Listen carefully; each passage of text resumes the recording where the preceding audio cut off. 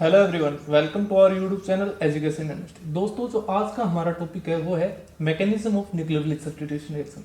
आपके यहाँ पर दो टाइप्स के मैकेनिज्म होते हैं, एक होता है आपका SN1 मैकेनिज्म, एक होता है आपका SN2 मैकेनिज्म। तो देखिए mechanism of nucleophilic substitution reaction में SN1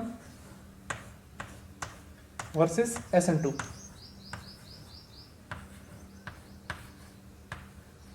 दो टाइप के मैकेनिज्म यहाँ पर SN1 और SN2। तो मैं पहले आपको कराता हूँ SN2 मैकेनिज्म। आपको पता है न्यूक्लियोफिलिक सब्स्टिट्यूशन रिएक्शन क्या होती है, जिसमें आपका जो हेलोजन एटम है वो सब्स्टिट्यूट हो जाता है एक न्यूक्लियोफाइल से। Stronger nucleophile displaces the weaker nucleophile. ये आपकी पिछली वीडियो में मैंने आपको बताया जो ड्राइविंग फोर्स थी। तो आपका जो मैकेनिज्म है वो देखिए पहले SN2। इसकी नोटेशन ये है कि आप SN लिखोगे और 2 ऊपर रखोगे, आपको इस तरीके की भी नोटेशन मिल सकती है SN2। आपको इस टाइप्स की भी नोटेशन मिल सकती है SN2, लेकिन जो एग्जैक्ट नोटेशन है हमारी SN2 मैकेनिज्म की वही है SN2 और ऊपर आपका यहाँ पर 2 आएगा। तो SN2 का मतलब क्या है यहाँ पर? सब्स्टिट्यूशन। S का मतलब यहाँ पर सब्स्टिट्यूशन,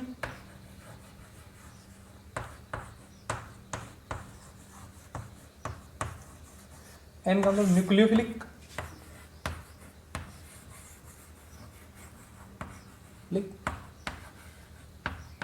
दो का मतलब यहाँ पर बाइमोलिकुलर।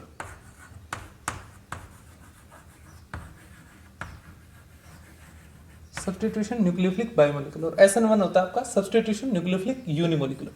तो सब्स्टिट्यूशन न्यूक्लियोफिलिक बाइमोलिकुलर में क्या होता है, आप एक methyl chloride as a example ले लीजिए। यहाँ पर आपने यहाँ पर methyl chloride as a example लिया, या मान X ले लीजिए, प्लस में आपने न्यूक्लियोफाइल डाला। आपको पता है आपका न्यूक्लियोफाइल यहाँ पर अटैक करेगा और X निकल जाएगा। ये आपकी सब्स्टिट्यूशन रिएक्शन होती है।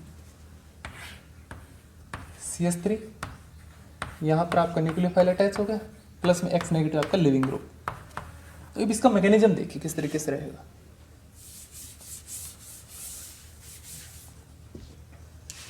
कार्बन है वो टेट्राहेड्रल सेंटर है, तो यहाँ पर क्या होगा, एक इन दी प्लेन होगा हाइड्रोजन, एक आपका बिलो दी प्लेन होगा हाइड्रोजन, और एक आपका अबो दी प्लेन, जिसे हम वेज से रिप्रेजेंट कर सकते हैं। वेज डैश से रिप्रेजेंटेशन ले लीजिए।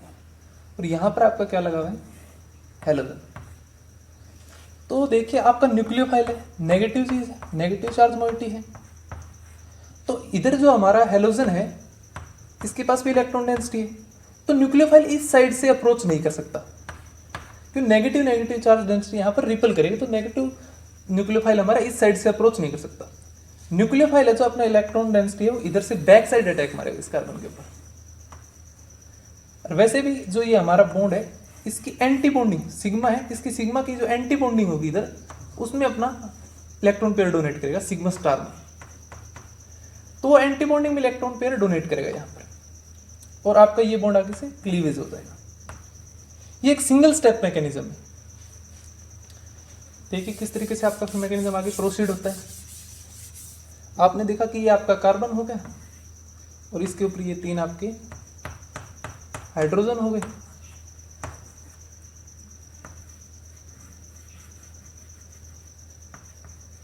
और ये आपका यहाँ पर हेलोजन था, और इस साइड से आपका न्यूक्लियोफाइल बैक साइड अटैक कर रहा है।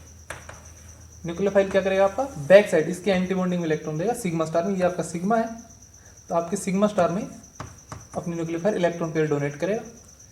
तो देखिए जब ये इस तरफ से आपको ये इधर अप्रोच करेगा, उसी टाइम आपका ये बॉन्ड क्लीवेज होना शुरू हो जाएगा। मतलब कि यहाँ पे एक सिंगल स्टेप होगा, इधर से न्यूक्लियोफाइल अप्रोचेस कार्बन के सेंटर को,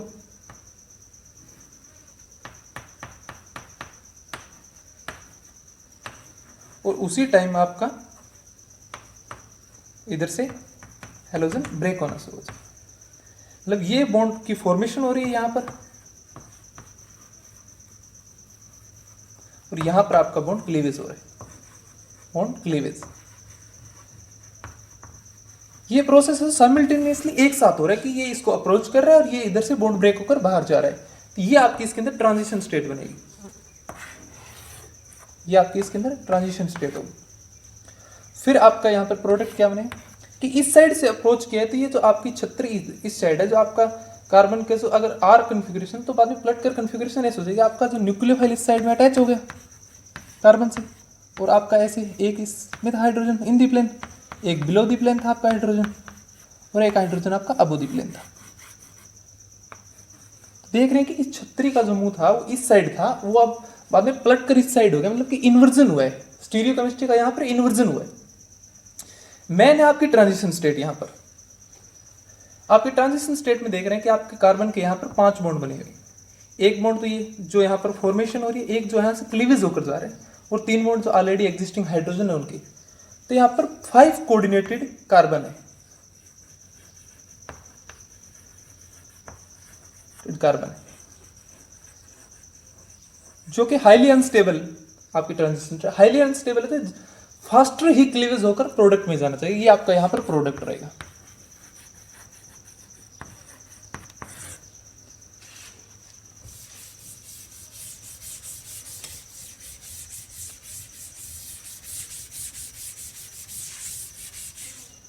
आपका जो SN2 मैकेनिज्म है वो बायोमोलिकुलर है, मतलब 2 चीज पे डिपेंड कर रहे हैं, एक तो आपकी सबस्ट्रेट की कंसंट्रेशन,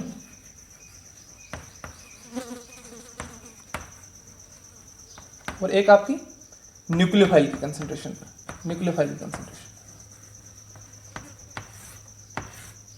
SN2 मतलब 2 का मतलब बायोमोलिकुलर, इसका रेट है, अगर हम रेट लिखना चाहेंगे यहाँ पर तो रेट होगा डायरेक्टली प्रोपोर्शनल टू कंसंट्रेशन किसकी, सबस्ट्रेट की और न्यूक्लियोफाइल। तो आपको पता है कि यहां पर कितने डिग्री हो गए, 2 डिग्री, सेकेंड ऑर्डर रिएक्शन है, सेकेंड ऑर्डर रिएक्शन या बायोमोलिकुलर रिएक्शन। जो आपका रेट ऑफ रिएक्शन है वो डिपेंड कर रहा है सबस्ट्रेट की कंसंट्रेशन पे और न्यूक्लियोफाइल की कंसंट्रेशन, क्योंकि आपका न्यूक्लियोफाइल जिस टाइम आ रहा है उसी टाइम से वहां से लिविंग ग्रुप जा रहा है, तो दोनों इन्वॉल्व है हमारे यहाँ पर रेट डिटरमाइनिंग स्टेप में, कि साइमल्टेनियसली ही आपका वर्क हो रहा था। आप देख रहे थे कि इधर से न्यूक्लियोफाइल अप्रोच कर रहा था, उसी टाइम आपका लिविंग ग्रुप डिपार्ट कर रहा था, तो साइमल्टेनियसली सबस्ट्रेट और न्यूक्लियोफाइल एक स्टेप में इन्वॉल्व है, इसलिए आपका सेकंड ऑर्डर रिएक्शन है ये। और जो आपका इंटरमीडिएट बना, आपका जो आपकी ट्रांजिशन स्टेट थी वो देखिए किस तरीके से थी। आपका यहाँ पर मैं ट्रांजिशन स्टेट दिखाता हूँ, आपको पता है कि ऐसे ही आपकी ट्रांजिशन स्टेट थी,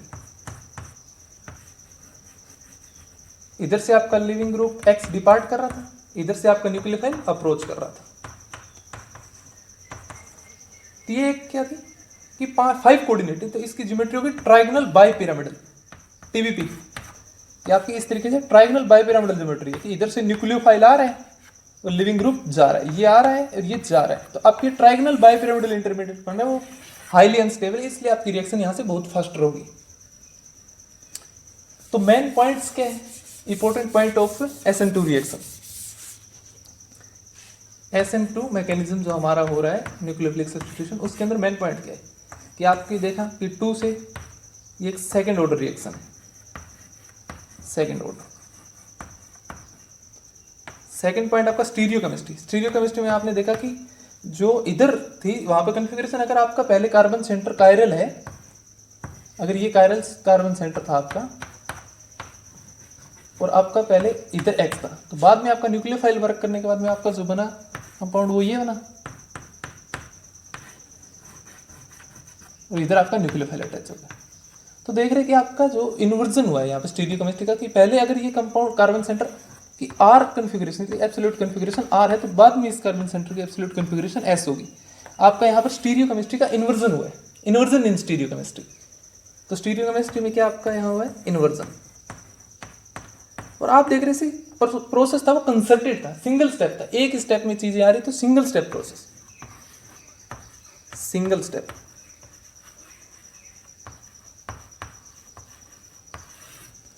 अब थर्ड पॉइंट देखिए आपका जो इसमें क्या रहेगा कि आपको पता है न्यूक्लियोफाइल अप्रोच कर रहा है आपके कार्बन सेंटर को from the back side of, जहां से आपका हेलोजन अटैच है, इस साइड में आपका अगर हेलोजन अटैच है, इसके बैक साइड से आपका न्यूक्लियोफाइल अप्रोच कर रहा है।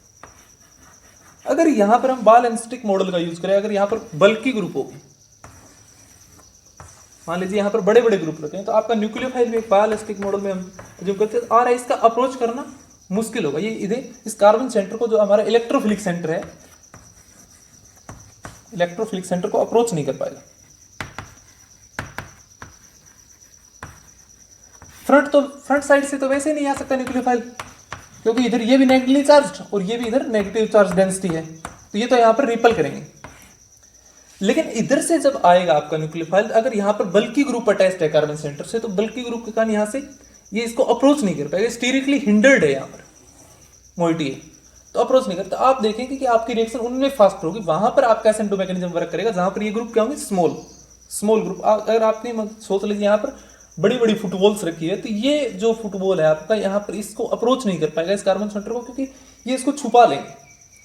तो आप देखेंगे यहाँ पर अगर स्मॉल मोइटीज हो, मान लीजिए कि यहाँ पर ये R अल्काइल ग्रुप से तो अप्रोच नहीं कर पाएगा। लेकिन अगर आपके यहाँ पर हाइड्रोजन होते, मतलब स्मॉल होते ऐसे 3 कार्बन सेंटर से अटैच्ड, तो आपका यहाँ पर न्यूक्लियोफाइल था वो अप्रोच कर सकता था, इसके पास जगह है इधर अप्रोच करने के लिए, और आपका लिविंग ग्रुप डिपार्च कर जाता।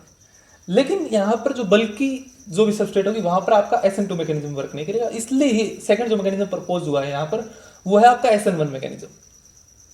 SN1 मैकेनिज्म देखिए आप,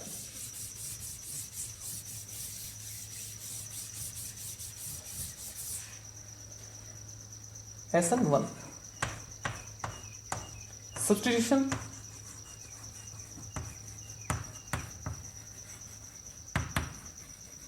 न्यूक्लियोफिलिक यूनिमोलिकुलर,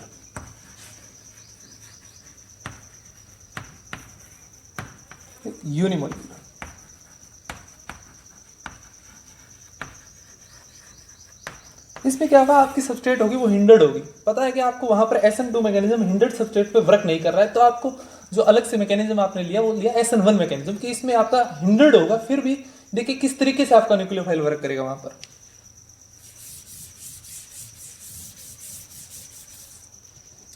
तो आपने एक हिंडर्ड सबस्ट्रेट ले लिया यहां पर,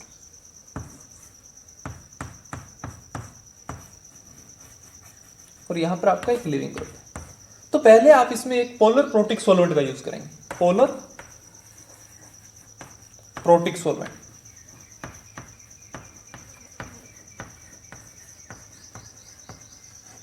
पोलर प्रोटिक सॉल्वेंट आपके क्या आते हैं, जिनमें आपका हाइड्रोजन है जो इलेक्ट्रोनेगेटिव एलिमेंट से डायरेक्टली अटैच होता है। आपके 3 इलेक्ट्रोनेगेटिव एलिमेंट यूज करेंगे हम यहाँ पर, फ्लोरीन, ऑक्सीजन और नाइट्रोजन। अगर इनसे आपका हाइड्रोजन डायरेक्टली अटैच्ड है कोई कंपाउंड में किसी भी जगह, तो वो आपका पोलर प्रोटिक सॉल्वेंट होता है। फॉर एग्जांपल आपका वाटर हो गया, वाटर में आपका जो हाइड्रोजन है directly attach with oxygen atom, HF हो गया आपका, मिथेनॉल हो गया आपका CH3OH, इथेनॉल ले लीजिए, एसिटिक एसिड ले लीजिए, ये इन सभी में आपका हाइड्रोजन है वो directly attached with electronegative element है। देखिए तो ये सभी के सभी आपके क्या है, पोलर प्रोटिक सॉल्वेंट। हम यहाँ पर पोलर प्रोटिक सॉल्वेंट का यूज करेंगे। जो आपकी SN1 मैकेनिज्म होगा उसके अंदर हम पोलर प्रोटिक सॉल्वेंट का यूज करते हैं। तो सबसे पहले हम क्या करेंगे, जो हमारा जो सबस्ट्रेट है, हमारा रिएक्टेंट है, उसके अंदर हम पोलर प्रोटिक सॉल्वेंट को डाल देंगे, और ये स्टेप आपका रहेगा रिवर्सिबल। तो पोलर प्रोटिक सॉल्वेंट क्या करेगा, इस कार्बन और जो आपके हाइड्रोजन एटम को बॉन्ड है इसको क्लीवेज कर देगा, और आपका एक कार्बोक्टाइन इंटरमीडिएट जनरेट हो जाएगा।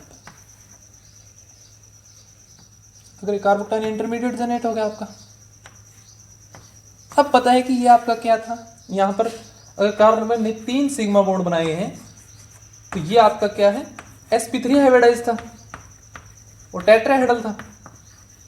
ये आपका क्या है, sp2 हाइब्रिडाइज, यहाँ पर कार्बन के 3 ही सिग्मा बॉन्ड है, तो ये आपका sp2 हाइब्रिडाइज्ड है। sp2 हाइब्रिडाइज यानी 120 डिग्री एंगल, और ये आपका एक प्लेनर चीज है, और प्लेनर आप देख रहे थे SN2 में आपका सिर्फ बैक साइड अटैक ही पॉसिबल था, तो इसलिए सिर्फ वहां पर इन्वर्जन ही पॉसिबल हो रहा था। लेकिन आप देखेंगे SN2 जो आपका SN1 मैकेनिज्म उसके अंदर आपका जो इंटरमीडिएट बन रहा है वो एक प्लेनर है, तो इसके ऊपर 2 साइड से अटैक पॉसिबल्स हैं। पोलर प्रोटिक सॉल्वेंट क्या करेगा, आपके बॉन्ड को आयनाइज करेगा और उसको कार्बोक्टाइन इंटरमीडिएट में चेंज कर देगा। तो जो ये आपका बॉन्ड यहां से X का क्लीवेज हो रहा है, इसके लिए एनर्जी कहां से आई, इसको एनर्जी कहां से क्लीवेज करने के लिए, तो आपने जब इसको ऐड किया पोलर प्रोटिक सॉल्वेंट में, तो यहां पर इसका हैलोजन का सोल्वेशन हुआ, सोल्वेशन। तो सोल्वेशन के कारण आपकी यहां पर ये जो आपका कंपाउंड है यहाँ पर एल्काइल हैलाइड है, उसका सोल्वेशन किसने किया, पोलर प्रोटिक सॉल्वेंट ने। Polar protic solvent. तो आपका यहां पर पोलर प्रोटिक सोलवेंट में सोल्यूशन क्या, तो सोल्यूशन से जो एनर्जी रिलीज हुई है वही एनर्जी यहां पर यूज हो रही है इस बॉन्ड को क्लीवेज करने के लिए। जो सोल्यूशन के कारण जो यहां पर एनर्जी रिलीज हुई वही एनर्जी इसको क्लीवेज कर रही है आपकी इस बॉन्ड को, और आपका कार्बोकटाइन का इंटरमीडिएट जनरेट कर रही है, कार्बोकटाइन इंटरमीडिएट। तो आपका कार्बोकटाइन का इंटरमीडिएट जनरेट हो रहा है। फाइनली रहता है सिर्फ आपका न्यूक्लियोफाइल का अटैक इस सबस्ट्रेट पे। आपका मतलब ये था एल्काइल हैलाइड, कोई भी एल्काइल हैलाइड था, आपने इसका सॉल्यूशन किया, ये आपका एक रिवर्सिबल स्टेप है, और आपका यहां पर कार्बोकटाइन का इंटरमीडिएट जनरेट हो गया। ये आपका क्या है, इंटरमीडिएट।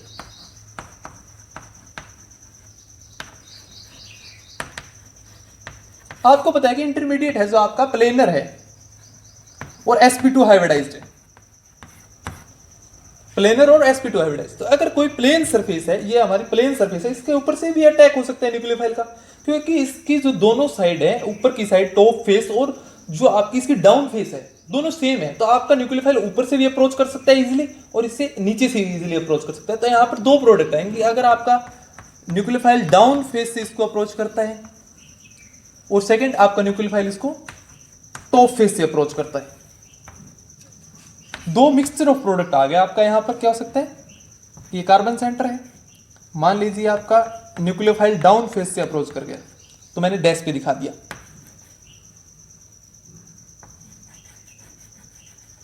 एक तो प्रोडक्ट ये हो सकता है आपका।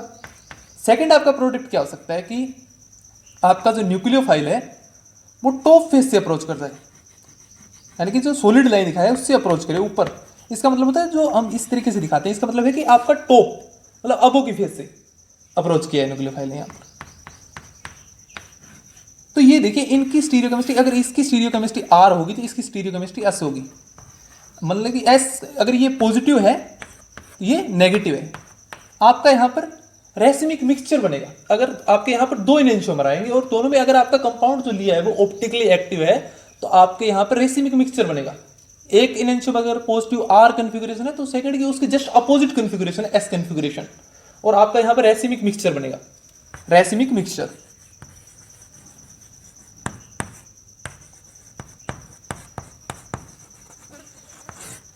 आपके यहां पर रेसिमिक मिक्सचर की फॉर्मेशन होगी। और तो देखिए जो आपका सेकंड स्टेप है, अब कार्बोकटाइन इंटरमीडिएट तो बन, यहां पर न्यूक्लियोफाइल क्या करेगा, फास्टली अप्रोच करेगा, कि पॉजिटिव नेगेटिव सेंटर्स हैं तो जल्दी से कंबाइन हो गए। जो लेकिन आप देखते हैं कि जो बॉन्ड की क्लीवेज हो रही है फर्स्ट स्टेप में, बॉन्ड क्लीवेज इतना आसानी से क्लीवेज तो होगा नहीं, तो उसमें कुछ टाइम लगेगा।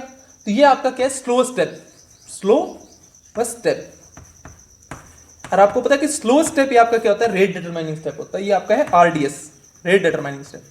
Slow step is rate determining step. तो आपका जो रेट है सिर्फ और सिर्फ सबस्ट्रेट की कंसंट्रेशन पे डिपेंड कर रहा है। अगर हम रेट लिखेंगे यहाँ पे तो वो डायरेक्टली होगा सबस्ट्रेट की कंसंट्रेशन की। जैसे कि आपने देखा SN2 में आपका जो रेट डिपेंड कर रहा था सबस्ट्रेट की कंसंट्रेशन और न्यूक्लियोफाइल की कंसंट्रेशन, बोथ की कंसंट्रेशन पे, लेकिन आपका जो यहाँ पर रेट है सिंपल सबस्ट्रेट की कंसंट्रेशन पे डिपेंड कर रहा है। तो आपका ये क्या होगा, एक first order reaction, first order. इसकी काइनेटिक्स बताएंगे ना, फर्स्ट ऑर्डर होगी।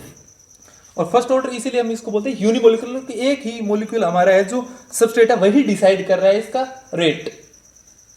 तो आप देखिए SN1 और SN2 में क्या डिफरेंसेस रहेंगे, क्या आगे पॉइंट है जो इनके इंपॉर्टेंट है, जो हमें रिमेंबर करने हैं कि इनकी रिएक्टिविटी, इनका रिएक्टिविटी ऑर्डर कहां पर SN2 वर्क करेगा, कहां पर SN1 वर्क करेगा।